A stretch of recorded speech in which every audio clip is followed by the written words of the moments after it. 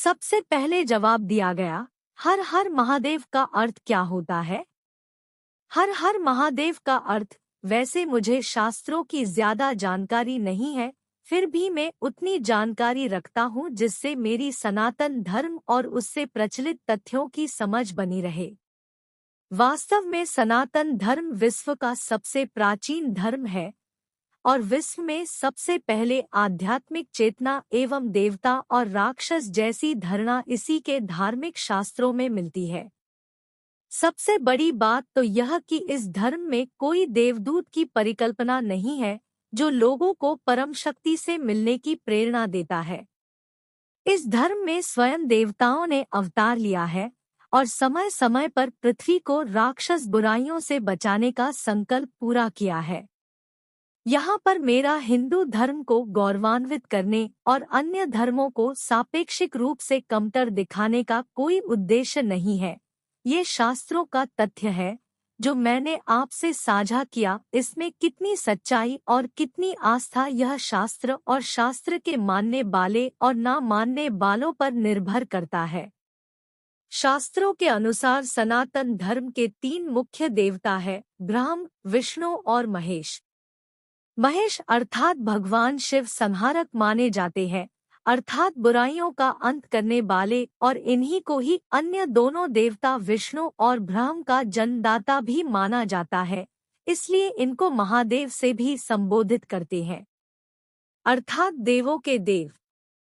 जब सृष्टि में सकारात्मक ऊर्जा का जन्म हुआ तो साथ ही नकारात्मक ऊर्जा का भी जन्म हुआ, परंतु मनुष्य इस नकारात्मक ऊर्जा का सामना न करके महादेव को पुकारते अपनी रक्षा के लिए, इसलिए महादेव ने सभी मनुष्यों को उनकी शक्ति से परिचित कराने के लिए हर हर महादेव का जाप किया, अर्थात सभी में महादेव है और सभी महादेव है, अर्थात सभी बलशाली हैं नकारात्मक ऊर्जा के खिलाफ।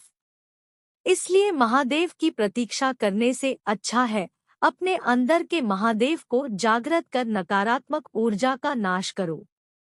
हर हर का दूसरा अर्थ होता है नाश भी है। ईश्वर के कई रूप है, देवी देवता भी बहुत सारे हैं। देवों के भी जो देव है वही महादेव है, वे स्वयं भगवान शिव है। वैसे तो निराकार है पर अपने भक्तों को दर्शन देने हेतु साकार रूप धारण कर कैलाश में रहते हैं, सब में वास करते हैं। इन्हें शंकर, महारुद्र, महेश्वर, महाकाल, महादेव, आदि देव, त्रिलोचन, नीलकंठ, सोमनाथ, विश्वनाथ, पशुपतिनाथ, उमापति, भोलेनाथ, पार्वती पति जैसे नामों से बुलाया जाता है। महादेव जी का तृतीय नेत्र किसी भी चीज को राख में बदल सकता है।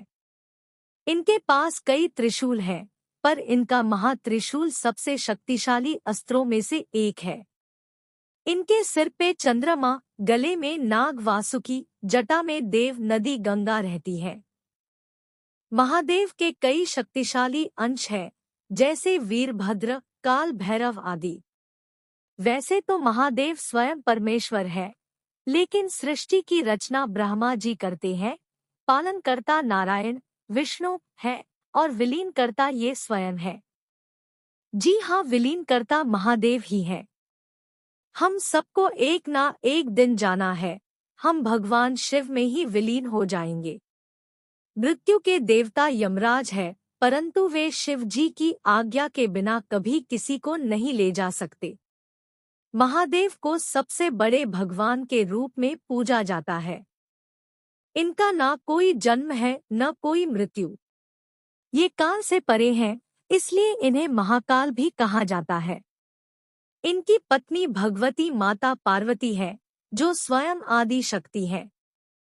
इनके कई नाम और रूप है, जैसे दुर्गा, काली, गौरी, अन्नपूर्णा, महादेवी इत्यादि। महादेव के पुत्र तो हम सब हैं, पर इनके 2 पुत्र ऐसे हैं जो इनकी तरह दिव्य और शक्तिशाली है। उनके नाम हैं कार्तिकेय और गणेश। कार्तिकेय इनके बड़े बेटे हैं, कुछ पुराणों में गणेश जी बड़े हैं। कार्तिकेय जी युद्ध के देवता है, गणेश जी को विघ्नहर्ता कहा जाता है। वे बहुत महान और बुद्धिमान है।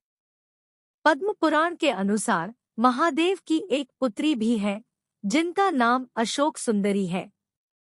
महादेव के वाहन नंदी महाराज है, जो वैसे तो एक बैल है परंतु इतने दिव्य है कि कभी भी मनुष्य का रूप धारण कर सकते हैं। नंदी महादेव के एक महान भक्त है। महादेव नंदी को अपने पुत्र की तरह रखते हैं।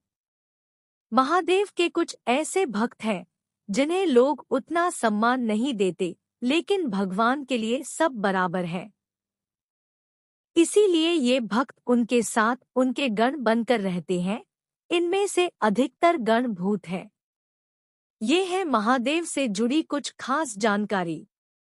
भोले बाबा की कृपा अच्छे लोगों पर हमेशा बनी रहे। धन्यवाद।